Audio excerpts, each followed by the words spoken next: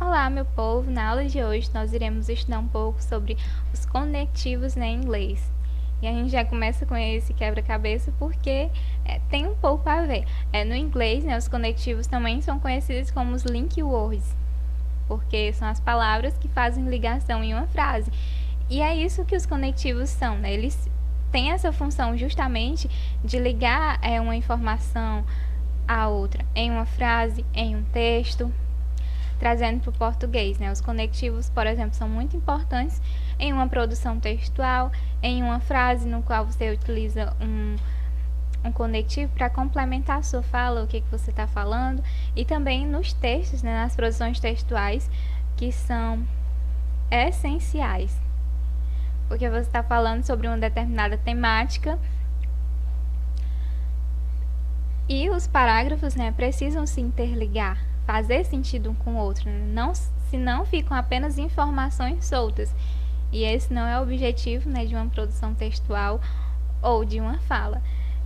Os conectivos em inglês, a gente vai estudar hoje sobre adição e contraste. Tenho certeza que algum desses vocês já viram, já se depararam. Alguns são novos e que vocês irão aprender. São muito importantes, não necessariamente vocês precisarão desse assunto, para ver pela primeira vez os conectivos. Talvez vocês já tenham visto antes, no livro didático, em um enunciado de uma questão, e muitas vezes a gente tem aquela dificuldade. O que será que significa essa palavra, por exemplo? E nem sabia que era um conectivo em inglês. E costuma aparecer bastante, em textos, principalmente no Enem. E vocês estão no 9º ano, e precisam ter uma boa base, para o ensino médio.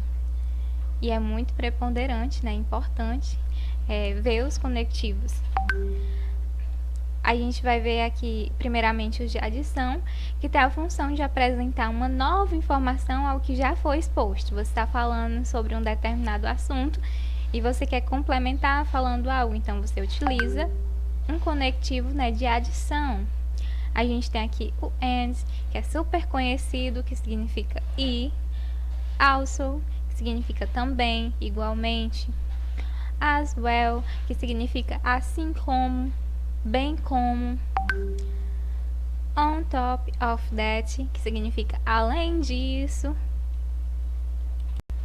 Agora nós iremos visualizar os conectivos de contraste. A função desses conectivos é indicar a existência de conceitos ou ideias opostos, a algo apresentado. Ou seja, esses conectivos de contraste, a função deles é demonstrar oposição a algo, como é o caso aqui do but, que significa mas, porém. However, que significa contudo. Instead of, que significa ao invés de, em vez de. Meanwhile, que significa enquanto isso. Otherwise, que significa caso contrário, de outra forma. Still, que significa ainda, apesar, entretanto. Ou seja, algumas palavras eu creio que vocês realmente nunca tinham visto, como é o caso aqui do meanwhile, otherwise, however. E algumas vocês já viram e são bem familiares. E a gente só reveu e viu e conheceu algumas novas, que são os conectores em inglês, os conectivos.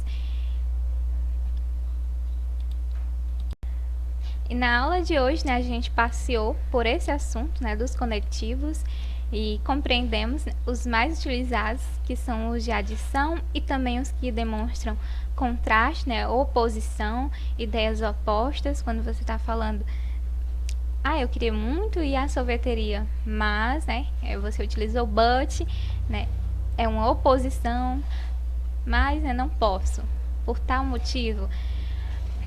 Tem uma atividade, está no roteiro de vocês. Não deixem de realizar a atividade. Qualquer dúvida eu estou à disposição. Até a próxima aula, meu povo.